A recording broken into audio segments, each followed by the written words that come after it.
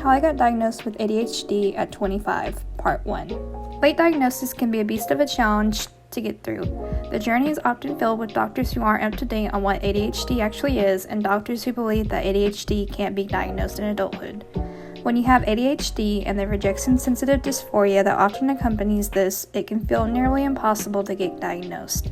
Let me offer you my story of diagnosis in hopes that it will inspire you on your journey. All of my life, I had always been an anxious person. Anxious to the point where I would avoid going anywhere or making friends for fear of embarrassment. I'd look at other people having fun without a care in the world, and I would wonder why I couldn't be like that. Why couldn't I make friends and do things that other people could with ease? This was a question I constantly asked myself growing up. I didn't understand why it was so hard for me to turn my thoughts into verbal words. Writing has always been sort of a form of expression for me. My mind was too crazy to get the thoughts out in verbal words, so I turned to writing. Writing my emotions through stories or just journaling about how I was feeling. I lived my life in a storm of depression and anxiety and questioning why I was the way I was. My depressed and anxious thoughts stayed in written words until my junior year of college, when life just got to be too much and the coping mechanisms I had taught myself were no longer working. When I first started this journey, I thought it was just depression and anxiety I was dealing with. I was 22 before I sought out help for the feelings I had had all my life. At first, I was put on a social anxiety medicine because my doctor thought I was just having performance anxiety in the classroom I was doing my practicum in. I now know that my rejection-sensitive dysphoria, RSD, had been triggered and was sending me into a depression. I went back to the doctor within a couple of weeks and she put me on Lexapro. I felt better after taking it initially, but still I knew that I wasn't feeling 100%. But functioning was easier on the medicine than off of it, until the side effects got to be too much. I couldn't stand the dry mouth and sleep problems I was having. I was on Lexapro for about a year or a year and a half.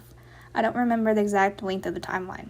Next, she put me on Wellbutrin, which gave me horrible headaches and dizziness. I was only on it for 2 days before I went back and she put me on Prozac. Prozac worked okay and made the anxiety and depression a bit more bearable, but still I knew this wasn't me at 100%. I was on Prozac when I came across a TikTok video, which I'll tell you more about in part 2 of how I got diagnosed with ADHD at the age of 25. How I got diagnosed with ADHD at 25, part 2. I was on Prozac when I came across a TikTok video about neurodivergency and how it wasn't normal to be able to hear the sounds that lights make. This sent me down a neurodivergency rabbit hole in what I now know was a hyperfixation. I was constantly talking about it. This led to me having a conversation with a friend at work. She mentioned ADHD and how I reminded her of one of her daughters who has it. This was one conversation that completely changed my life. That work friend is now one of my best friends, and I'm forever grateful to her for pointing this out to me. After she mentioned ADHD to me, I went down a rabbit hole, i.e. developed another hyperfixation on ADHD. I found out that I had a lot of misconceptions about what ADHD actually is. The time period that this conversation took place in is one of the worst periods of my life. Not only was I stressed at work, but we were still in a pandemic and a traumatic event happened to me during this time, causing my ADHD symptoms to become even worse. I went to the doctor again, only this time I opted for the wellness center in town. This was a big mistake. I went twice, the first time looking for a referral to a neurologist because of my abnormal coordination. The second time was for ADHD. I had typed out a whole document about my symptoms and how they were affecting me in my life. She completely ignored the document and told me that I was just looking for something to be wrong with myself. This sent me into one of the only public meltdowns I have ever had as an adult. I ran out screaming, crying, and slamming doors. The receptionist followed me out. She got me an appointment with somebody important at the hospital. I can't remember the name or the title now. This was a little less than a year ago. This ultimately gets me a new general practitioner who changes me from Prozac to Effexor.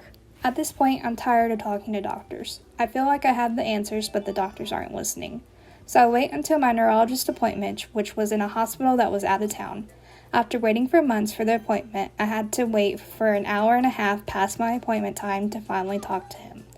I had bought the same document I took to the other doctor, as well as several online screening forms.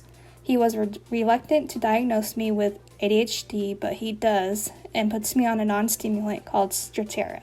This wound up being a nightmare for me because I was already on Effexor. Being on the combination of the two medicines made me unfocused and more anxious than ever. It sent me to one of the worst mental places I have ever been, and I wound up seeking out a therapist. This therapist was at a wellness center out of town, and because of the pandemic, they were doing telehealth. I saw her for a few months, realized some childhood traumas, and remembered the traumatic event that I mentioned earlier. I started to feel better mentally, but I was still anxious and wound up all the time. I'll tell you more about this therapist in part 3 of how I got diagnosed with ADHD at 25. Part 3 of how I got diagnosed with ADHD at 25. The therapist I was seeing that was out of town mentions that it might be medicine that's making me feel anxious and wound up all the time, and eventually talks me into moving to the wellness center for my medicine management. I wound up having to wait 2 months before I could start seeing the doctor there though. During those months of waiting, I had 2 of the 3 public meltdowns I have ever had. Last month, I was finally able to see the new doctor, and I was diagnosed with ADHD again. And I found out that I was on a really bad medicine combo. This doctor happened to have ADHD and was late diagnosed as well. It felt like I had finally found somebody who understood. She immediately took me off Strattera and asked me how I felt about taking stimulants. I told her I wanted to try them. She asked me which one I wanted to try, Adderall or Concerta. I told her that my brother was on Adderall when we were younger and it affected him negatively, so we decided on Concerta. I've been on Concerta for 3 weeks and I feel amazing.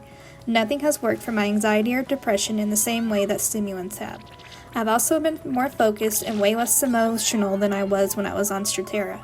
I'm currently on spring break. I'm a special education teacher, and I have been able to be really productive and get things that I have needed to be done for months done. Finally it feels like I can just be and I can finally do stuff. Like, I've been really productive this week. I'm off script now because my script ended, but finally I was able to finish redesigning my bedroom, painted it, took the carpet out of there and all that. What else did I do? Oh, I cleaned and organized my room, cleaned and organized the office, but it still needs some work. Cleaned the living room, went grocery shopping, and actually put the groceries up when I got home. Hung things up in my bedroom, made up Easter baskets for this Easter thing I'm doing, and then made the sign up for the Easter thing I'm doing. It might not seem like a lot, but like for someone that's never been able to be productive before during a break, it's a lot. And I'm just so proud of myself for finally being able to do stuff. Like, it makes me realize that it wasn't me, it was my ADHD. I'm not lazy, you know? And I just feel so good, and my confidence is not a roller coaster anymore, and I just keep trying. Eventually, you will find the right doctor, you will find the right medicine, and you will be better. I know people say things get better all the time, but I've told you my story. It does get better eventually. And yeah, that was the last part of how I got diagnosed with ADHD at the age of 25. Thanks for watching.